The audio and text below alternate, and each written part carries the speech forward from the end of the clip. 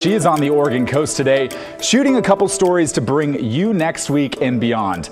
Tonight, we're going to start with something from my desk. The Trump administration has cut grant funding to Oregon-based programs for disabled crime victims, youth gun violence prevention, and hate crime reporting. The latest round of cuts comes from the Justice Department, and it deserves a closer look. It's our big story tonight.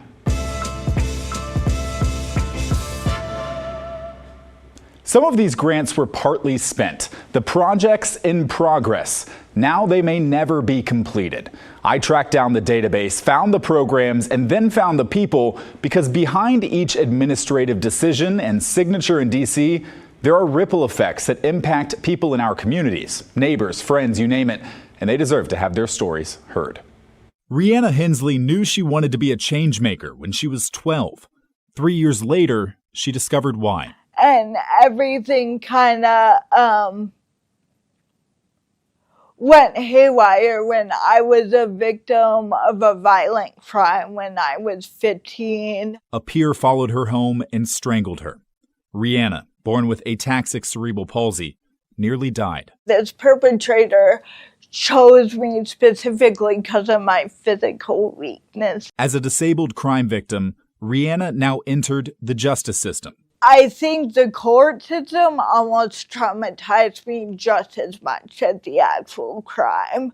I did not know my lawyer, did not meet her until sentencing day. I was referred to as the wheelchair girl by the judge. I never heard the judge say my actual name. It shocked me, the lack of support, and it really instilled this great need that I need to change this. Years later, Rihanna joined a committee led by Meg Garvin and the National Crime Victim Law Institute in Portland to improve legal services for disabled crime victims. So that you could be a really expert lawyer at no cost for victims with disabilities in Oregon. Through a $500,000 federal grant, they created a training and a pairing system for lawyers and victims, ready for rollout in August. Then 10 days ago, the Trump administration cut the funds. The Justice Department told NCVLI and 364 other grant recipients nationwide that their programs no longer effectuate agency goals or priorities.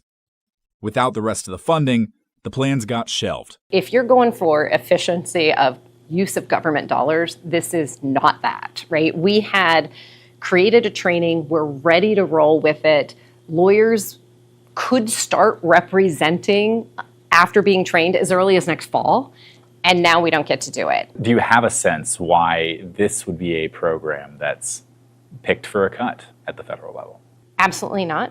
It shouldn't have been cut. It perfectly aligns with community safety, which the administration has set as a top priority. KGW obtained the list of grant terminations, showing the other Oregon programs the Justice Department cut. They pulled funding from the NAACP in Eugene to address hate crimes by creating an effective reporting system. And the administration cut multiple grants to Multnomah County and community nonprofits that were funding youth gun violence prevention. I mean, it creates a void in the system, right, of support to young people. Charlene McGee directs the programs for the county. She says the community outreach and peer mediation model has been effective, reducing the number of violent incidents in Portland and creating a safer community. We know that prevention works. We know that it's cost effective.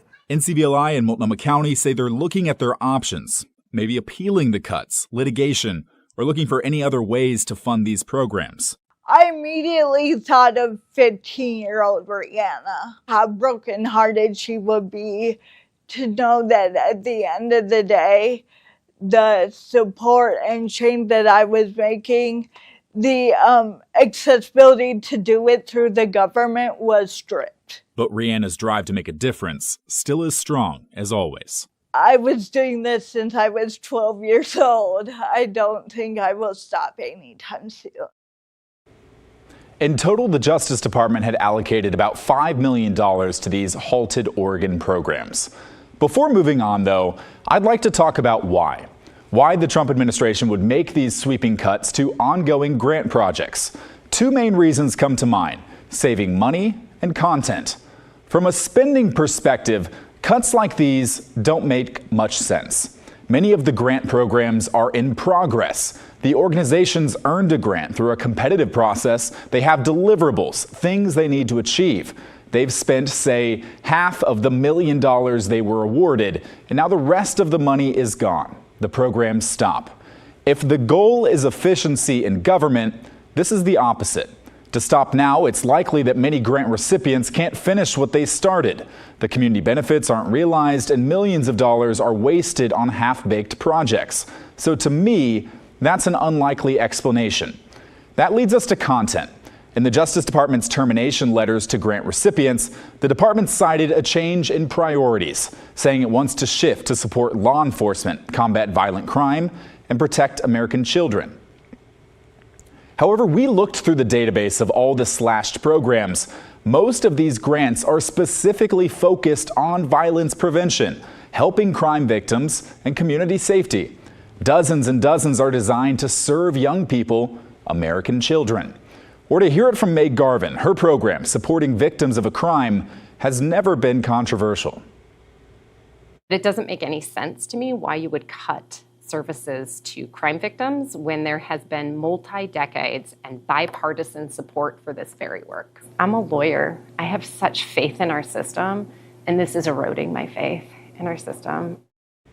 Garvin, for what it's worth, told me they also had a researcher ready to evaluate everything they were doing, make an independent assessment of whether the work is effective, a good use of government money.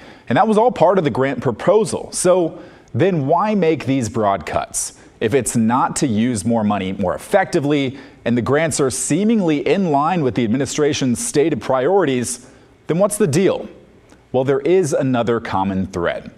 The project description for NCVLI and disabled crime victims includes a line saying, disabled people face unique barriers in accessing justice, and we need to make an effort to achieve equitable treatment for these people. The Multnomah County grants for youth gun violence reference disproportionate impacts of school violence on Black, Indigenous, and other people of color, or BIPOC youth. The NAACP grant states that Black, LGBTQ, and immigrant populations are at higher risk of hate crimes. And the POIC grant references trauma-informed care for high-risk individuals. In other terms, they all use keywords for diversity, equity, and inclusion. It's no secret that DEI is a top target for the Trump administration. President Trump said in March, and it's prominently shared on the White House website right now, we will terminate every diversity, equity, and inclusion program across the entire federal government. But defining what DEI actually means and what kinds of things are DEI, well, that's a little harder. So when people rally against DEI, I am curious, do they know they could be rallying against better legal services for disabled people, for victims of a violent crime, people like Rihanna, strangled on her way home from school? Do they know that by pushing back against DEI, they could be advocating against programs that reduce gun violence in our schools and our neighborhoods, and for hate crime victims to have less support? I'd say for most people, they don't realize that targeting everything as DEI could lead to these results. But what do you think? Get in touch with us. You can email the story at kgw.com or call and leave a voicemail, 503-226-5090. Also on the federal chopping block, NPR and PBS. President Donald Trump signed an executive order late last night to end the two organizations' public funding and stop what he called biased and partisan news coverage. The order calls on the Corporation for Public Broadcasting to stop sending federal funds to NPR and PBS, claiming both organizations received tens of millions of taxpayer dollars to, quote, spread radical woke propaganda. NPR says less than 1% of its funding comes from public sources. PBS says it's about 15%. The order is expected to be challenged in court and is already facing pushback from CPB as well. The CEO of the Corporation for Public Broadcasting, Patricia Harrison, also said that the CPB, quote, is not a federal executive agency subject to the president's authority.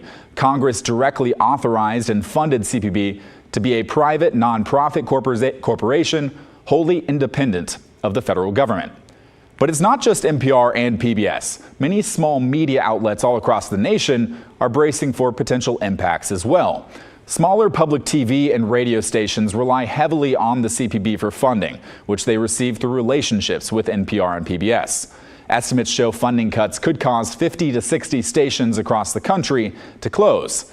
Stations say if they were to shut down, smaller communities would be left without a local source for important information.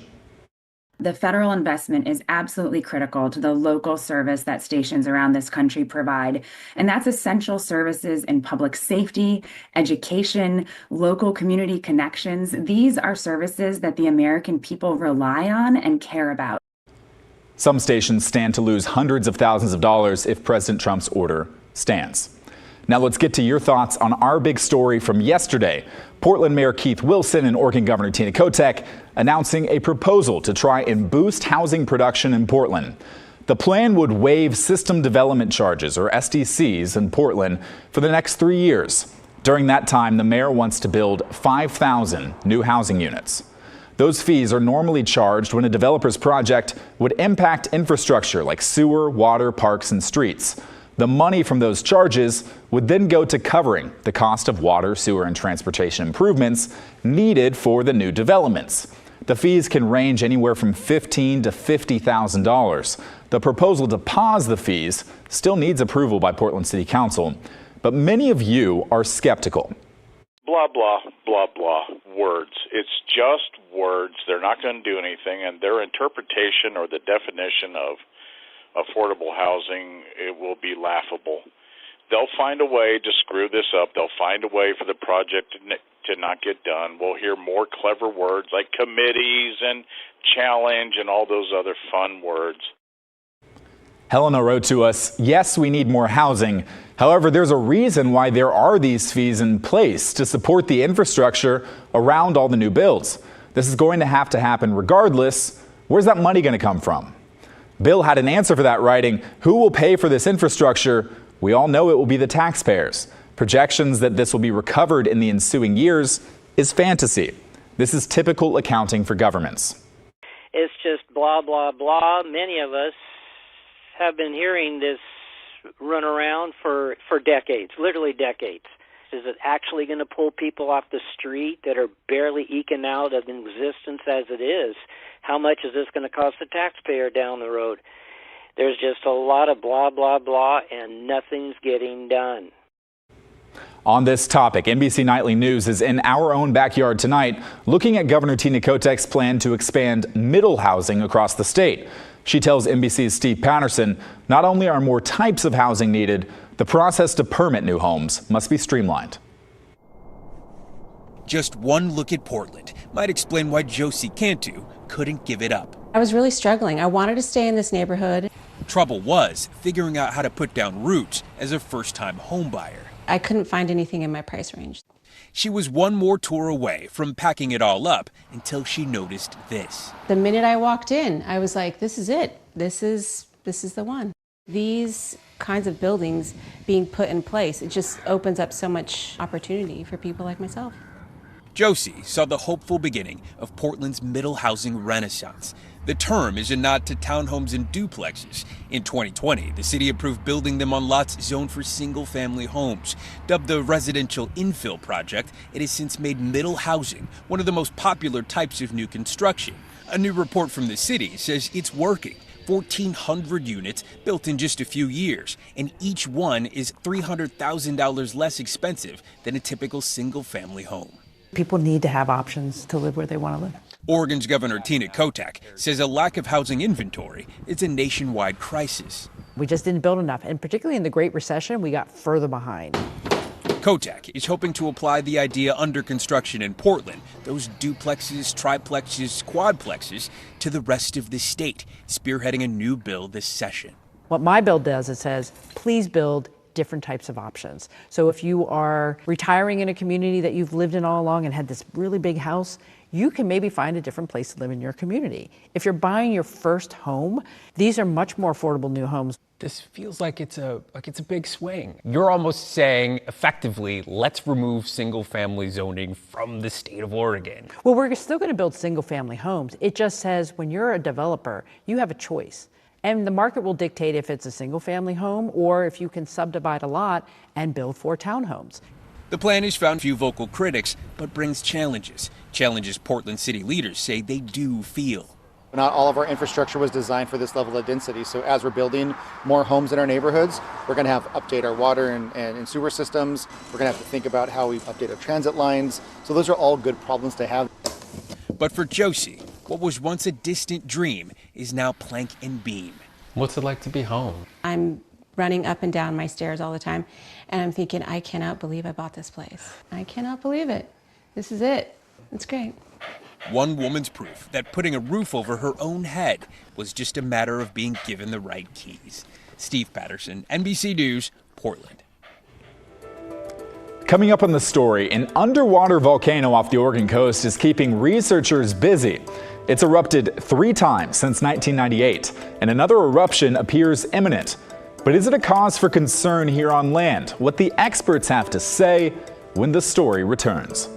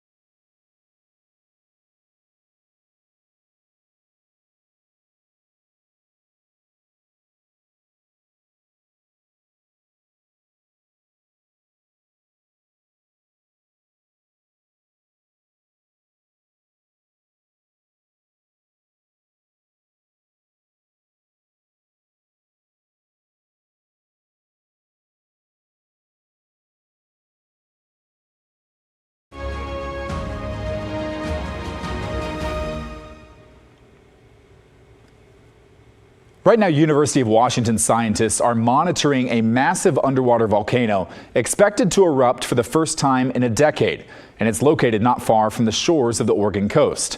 Brady Wakayama has a look at whether an eruption is something you need to worry about.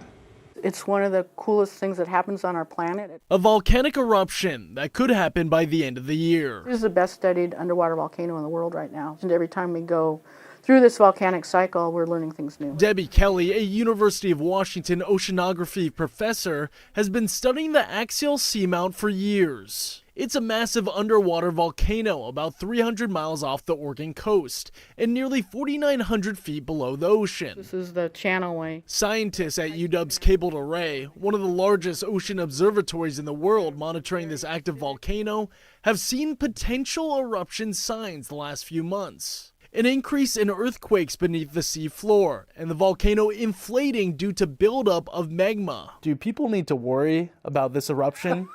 No, we get asked that a lot. These volcanoes, no, people will not, if we didn't have the ray out there, people would not know that it was going to erupt or that it was erupting. It's unlikely for the underwater eruption to trigger a tsunami, a major earthquake, or cause extensive damage like land volcanoes could. One, they don't have a mile of water sitting on top of them, which is, dampens it. But they also don't have as much gases, and the magma compositions are different. So all of those things make it that they're not a very explosive eruption. especially not as explosive like the last notable eruption in Washington. 1980, I remember very well Mount St. Helens. I was jumping up and down. It's a moment that resonates with many throughout the Pacific Northwest. I never thought in my lifetime I would see anything like that. I mean, it was devastating, and there's that part of it, but there's one of those extreme events on the planet where you're like, oh my God. Axial seamount has erupted 3 times, 1998, 2011, and in 2015.